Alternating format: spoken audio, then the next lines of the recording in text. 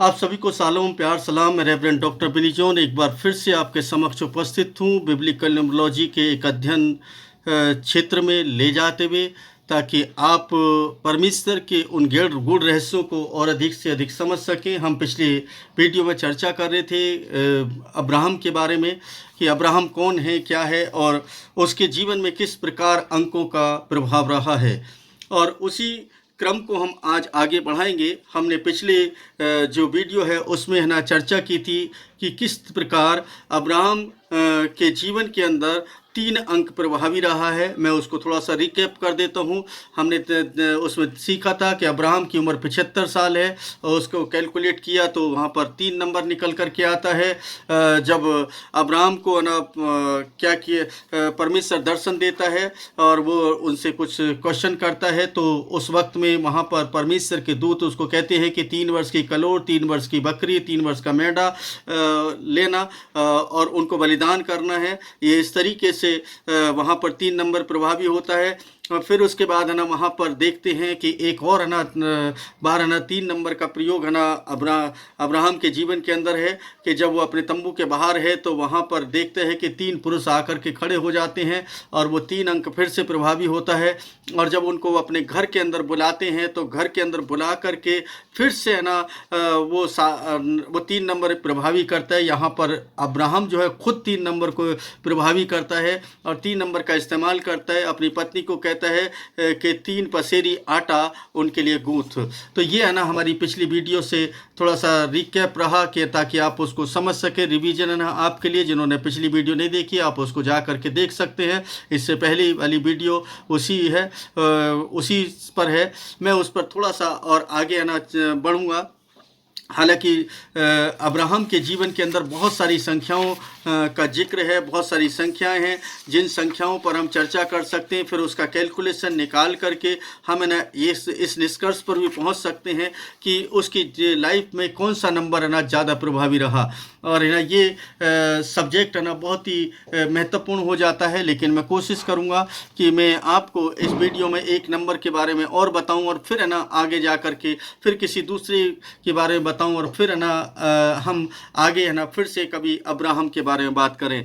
तो ये हमारी जो वीडियो है अभी जो ये हम जो बात जो अध्ययन है, ये अध्ययन अब्राहम के जीवन में एक और घटना को है ना प्रदर्शित करता है जहाँ पर अंकों का प्रयोग हुआ है और विशेष रूप से उन अंकों का प्रयोग हुआ है जो बार बार रिपीट हो रहे हैं। और रिपीटेशन का मतलब ये नहीं है मैं केवल यहाँ पर अब्राहम की बात कर रहा हूँ, मैं बहुत सारे बाइबल के अंकों को नहीं, क्योंकि अगर मैं जिस अंक की चर्चा कर रहा हूँ उस अंक पर मैं ऑलरेडी एक वीडियो बना चुका हूँ, आप है ना जाकर के उसमें देख सकते हैं। लेकिन आज जो है ना हम बात कर रहे हैं संख्या 10 की बात करेंगे। और ये संख्या 10 जो है ये अब्राहम के जीवन के लिए एक बहुत ही महत्वपूर्ण संख्या है।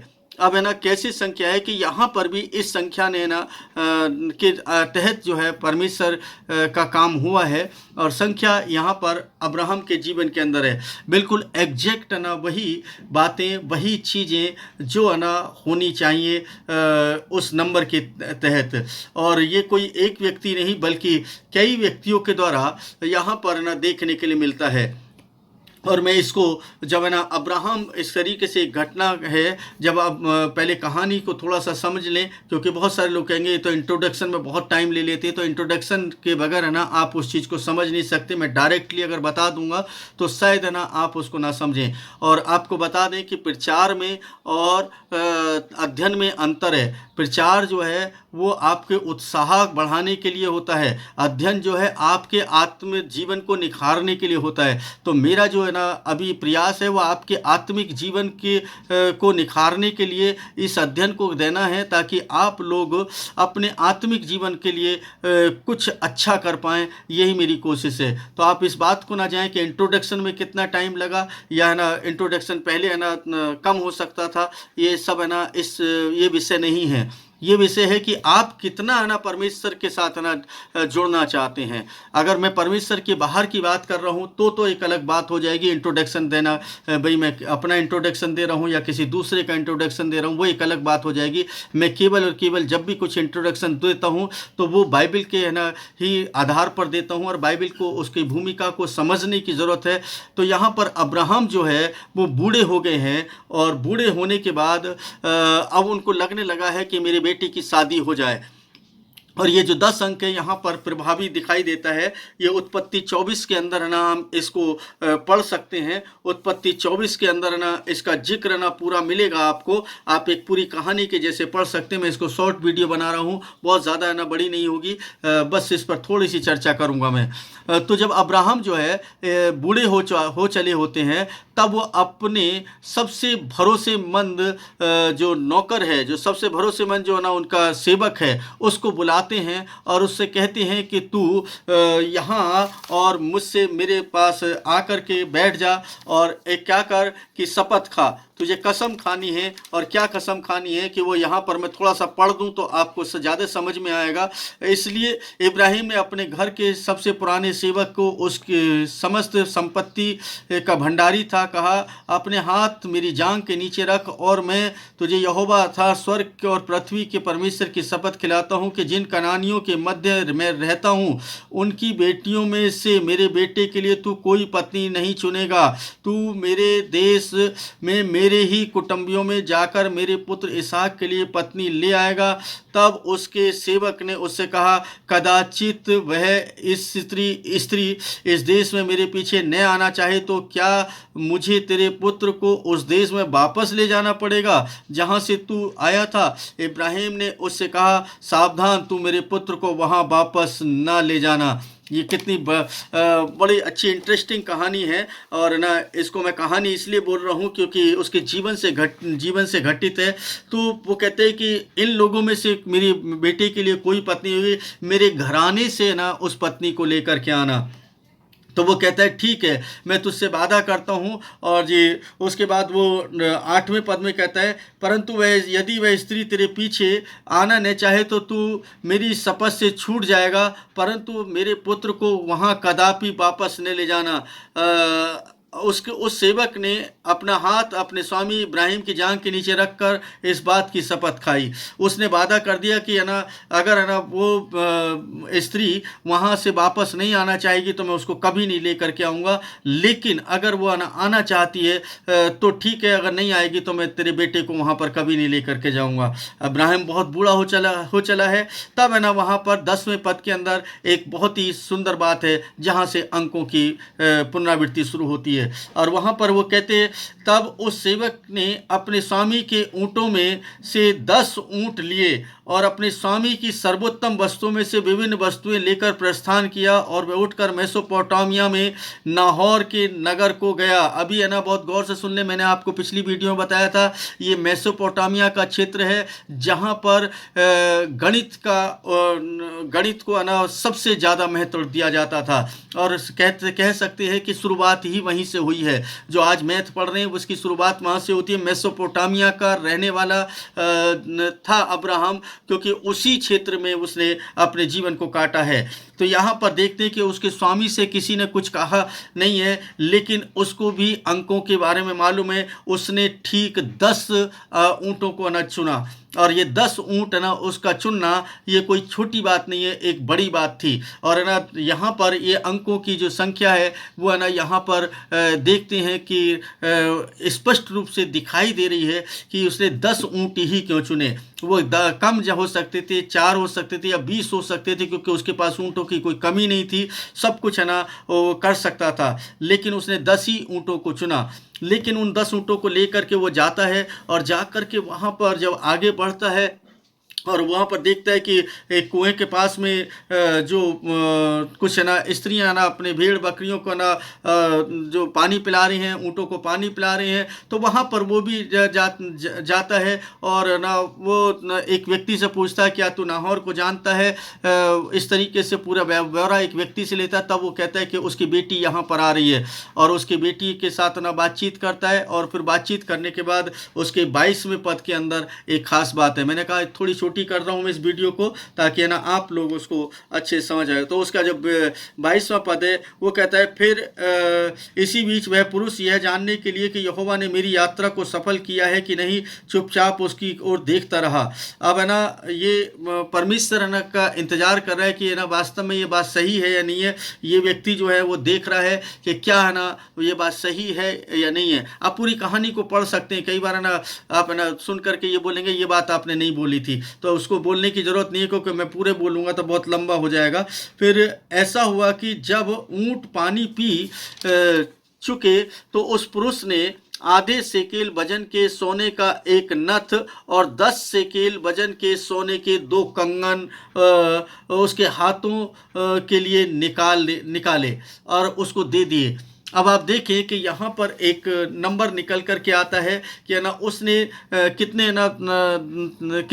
ऊँट लिए, 10 ऊँट लिए, और वो जो उसका सेवक है वो कितने है ना तोले के कंगन देता है, 10 तोले के कंगन देता है, 10 सेकेल के कंगन देता है। यानी कि स्पेशली वहाँ पर नंबर का जिक्र है। अब इसको है ना किसने बताया होगा, भाई 10 ही सेकेल के होने चाहिए। मतलब ये तो बड़ी विचित्र सी बात लग रही है कि यहाँ पर अगर नंबर दिए हैं तो कोई ना कोई तो मतलब है। इसी को तो ना समझने की ज़रूरत है कि परमेश्वर नंबर्स में कैसे काम करे, इसकी लाइफ में इम्प्लीमेंट। अभी देखिए ये जानता नहीं है, अभी इसको कुछ भी पता नहीं है कि आगे उसके साथ क्या होने वाला है। अब है ना यहाँ पर हम देखें रिबका के माता पिता इस बात पर सहमत होने के बाद कि वह इसहाक से शादी कर सकती है, जो 55 में पद में है ना इसको हम पाते हैं। तो वहाँ पर एक बहुत ही अच्छी बात लिखी है, इसी का 10 के 55 के अंदर अनुरोध करते हैं कि वह कनान जाने से पहले, अब उस सेवक से कहते हैं कि कनान जाने से पहले 10 दिन और उनके साथ रहे। अब उसको कैसे क्या होना, वो 10 दिन रहने के लिए बोल रहा है। अब देखिए यहाँ पर भी 10 नंबर का प्रयोग है ना वो करता है। मतलब अब इसको अनदेखा नहीं कर सकते। अगर हम कह रहे कि उसको मालूम नहीं है, ये तो ईश्वर के हाथ में है, परमेश्वर के हाथ में है, तो परमेश्वर ने ना शायद है ना उसको इंडिकेशन दिया हो कि 10 ऊँट लेने हैं। परमेश्वर ने उसको इंडिकेशन दिया हो कि है ना भाई आपको ना 10 सेकेल के ना कंगन लेने हैं। और परमेश्वर ने उस को रिबका के माता पिता को भी यह ना बोला हो इसको 10 दिन तक के लिए बोलना है रुकने के लिए। तो ये 10 अंक जो है यहाँ पर प्रभावी होते हुए हम देख रहे हैं किसके जीवन के अंदर, अब्राहम के जीवन के अंदर। अब हम देख रहे हैं कि ये 10 अंक जो है एक चीज को और इंडिकेट करता है, परमेश्वर की सत्ता को इंडिकेट करता है। 10 अंक परमेश्वर की सत्ता को इंडिकेट करता है। परमेश्वर अपनी सत्ता स्थापित करता है, और ये जो कार्य था परमेश्वर अपनी सत्ता को स्थापित करने जा रहा था। क्योंकि इसहाक के द्वारा वो आगे अपनी उस क्रिया को पूरा करने जा रहा था, उस काम को पूरा करने जा रहा था जो आगे जाकर के एक राष्ट्र बनने वाला था। जो वादा उसने अब्राहम को किया कि तेरी संतान इतनी होगी, अगर कोई तारों को गिन सकता है या बालू के कणों को गिन सकता है तो तेरी संतान को गिन सकता है, यानी इतनी संतान होगी। तो इसका मतलब ये इंडिकेशन परमेश्वर की तरफ से शायद मिल रहा होगा, और वो है ना उस अंक के अधीन ही वो काम कर रहा था। अब यहाँ पर एक व्यक्ति काम नहीं कर रहा है, बल्कि हम देख रहे हैं कि यहाँ पर 2 अलग अलग व्यक्ति हैं, 2 अलग अलग देश के अंदर रह रहे हैं। वहाँ पर है ना उनका कोई मेल जोल नहीं है, और कुछ भी है ना वहाँ पर देखने के लिए नहीं मिलता है। आप इस पूरी कहानी को 24 में पढ़ेंगे तो आपको है ना कुछ बातें समझ में आएंगी। मैं यहाँ पर एक बात है ना आपको क्लियर कर देना चाहता हूँ कि ये जो अब्राहम का सेवक है उससे अब्राहम ने नहीं कहा कि 10 ना, या ऐसा नहीं लिखा है, और मैं मान सकता हूँ कि शायद अब्राहम ने कहा होगा। और अब्राहम ने कहा क्योंकि अब्राहम है ना एक वहाँ पर मेसोपोटामिया के रहने वाले थे, बचपन उनका वहीं गुजरा, सारा काफ़ी समय उन्होंने वहाँ पर गुजारा। वो उस विद्या से मालूम थे, उनको मालूम था कि मुझे क्या करना है, क्योंकि उन्होंने परमेश्वर के दूत से बात की है। वो एक बार फिर से पहले नंबरों का इस्तेमाल कर चुके हैं, उस नंबर का जो 3 नंबर का इस्तेमाल है। अब यहाँ पर परमेश्वर की सत्ता को दर्शाना है, परमेश्वर की परिपूर्णता को वहाँ पर देखा है उसने। अब यहाँ परमेश्वर की सत्ता को है ना वो आगे बढ़ाने की बात करें, परमेश्वर की सत्ता को, राज्य को आगे बढ़ाने के लिए एक ऐसे शख्स की जरूरत है जिसको उसी के कुटुंब का हो, और वो उस कुटुंब के द्वारा उसके वंश को आगे बढ़ा सके। अब यहाँ पर मैं नहीं कह सकता, या ये मेरे को नहीं मालूम है, मैं मैं ना कह दूं कि मुझे पता है, लेकिन मैं इतना जरूर कह सकता हूं, या तो परमेश्वर ने उसको इंडिकेशन दिया या अब्राहम ने उसको इंडिकेशन दिया कि तुझे 10 ऊंट लेने हैं।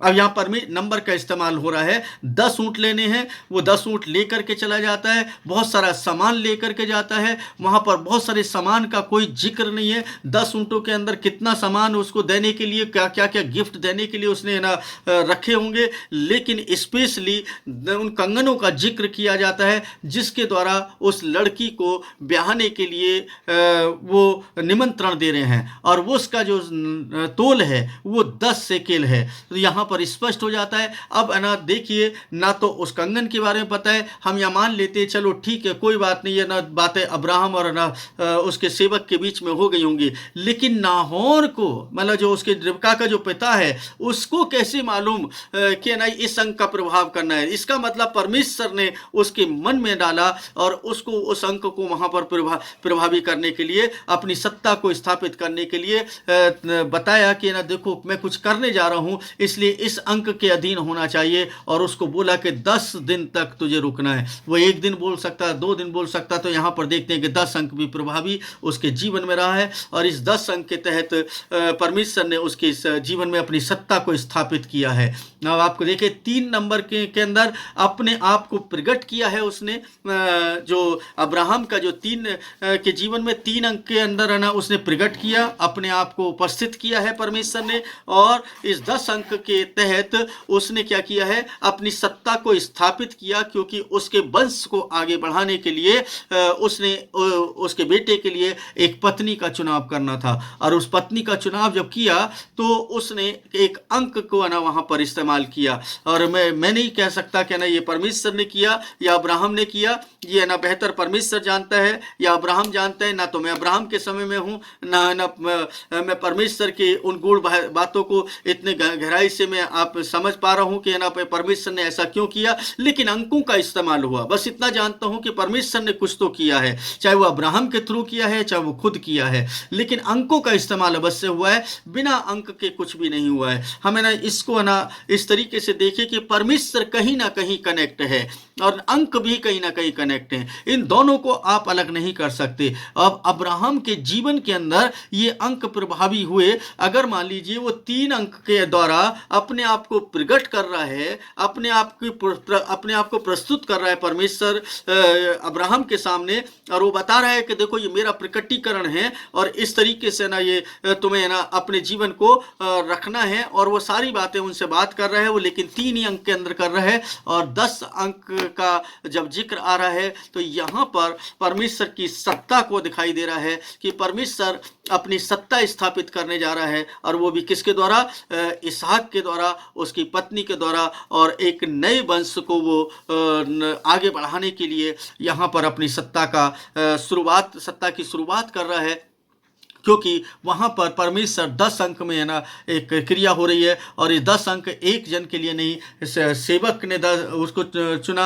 हो सकता है मैं इसको भी ऐसे भी देख सकता हूँ। फाइनली मैं ना इसको ऐसे कंक्लूजन में अगर मैं जाऊँ तो मैं इसको ऐसे देख सकता हूँ कि 10 अंक शायद ना उसके सेवक को मालूम होगा, इसलिए उसने 10 ऊँटों को चुना, क्योंकि सब कुछ उसे। लेकिन अब्राहम ने उसको ना बोला होगा नहीं, तुम्हें 10 सेकेल के चांदी के सोने के जो कंगनों को लेकर के जाना है, उन्हीं को देना है, ये शायद अब्राहम ने कहा होगा। अब परमेश्वर ने शायद उसके रिबका के पिता को बोला होगा तुम्हें 10 दिन के लिए उसको बोलना है। तो हाँ कह सकते हैं कि तीनों को अलग अलग रहा हो, लेकिन तीनों के जीवन के अंदर एक अंक ना वहाँ पर प्रभावी है, और तीनों एक ही बात को ना प्रदर्शित कर रहे हैं कि परमेश्वर की सत्ता वहाँ पर मौजूद है। और परमेश्वर आपका और मेरा परमेश्वर वो अंकों में काम करता है अजीजों, बहुत काम करता है। और ऐसा नहीं है, किसी व्यक्ति ने बोला कि किसी ने कहा है, मैं आगे बात करूंगा लेकिन मैं आपको इंडिकेशन दे देता हूं।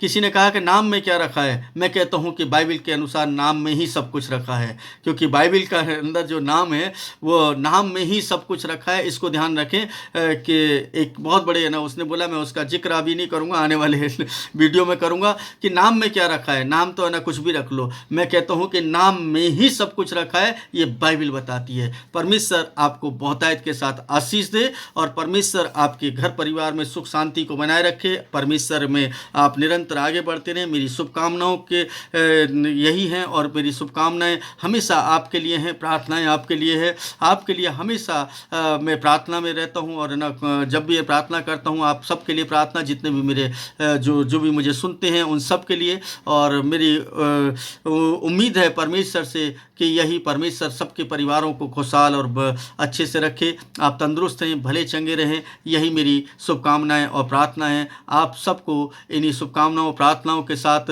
हमेशा स्मरण करता हूं। आप मेरे साथ बने रहें। बहुत अच्छी स्टडी हम आगे आने वाले समय में करने वाले हैं और बहुत सारा चर्चा करेंगे ताकि परमेश्वर को आप और अच्छे से समझ सकें। चैनल को सब्सक्राइब जरूर करें, लाइक करें, कमेंट करें और दूसरे लोगों को शेयर जरूर करें, क्योंकि शेयर करने से आप परमेश्वर के राज्य के लिए किसी एक व्यक्ति को तलाश कर रहे होंगे। मैं आपको बता दूं, मुझे भीड़ की आवश्यकता कभी नहीं हुई। मुझे उस व्यक्ति की आवश्यकता रही जीवन भर। अपने 41 साल के जीवन में मैंने केवल एक ही काम किया कि एक व्यक्ति को मैं बदल पाऊं, एक व्यक्ति को मैं ना परमेश्वर के पास लेकर के आऊं। और उस एक व्यक्ति की तलाश मेरी कभी ख़त्म नहीं हुई। एक व्यक्ति मिल गया, वो तैयार हो गया, मैंने उसको परमेश्वर के हाथों में सौंपा और परमेश्वर ने उसको इस्तेमाल किया फिर एक नए व्यक्ति के लिए। तो इस एक व्यक्ति की तलाश कभी भी ख़त्म नहीं होनी चाहिए और वही तलाश मैं निरंतर जारी रखता हूँ कि वो एक व्यक्ति हो सकता है शायद आप हों। आप है ना, आप वो परमेश्वर के चुने हुए लोग हैं और तो आपको परमेश्वर इस्तेमाल करना चाहता है। इसलिए भाई दूसरे लोगों को भी अवश्य बताएं ताकि परमेश्वर के गुण रहस्यों को समझ सके। परमेश्वर आप सबको बहुतायत के साथ आशीष दे। इन्हीं शुभकामनाओं के साथ, प्रार्थनाओं के साथ आप सबको प्यार, सलाम, शालोम।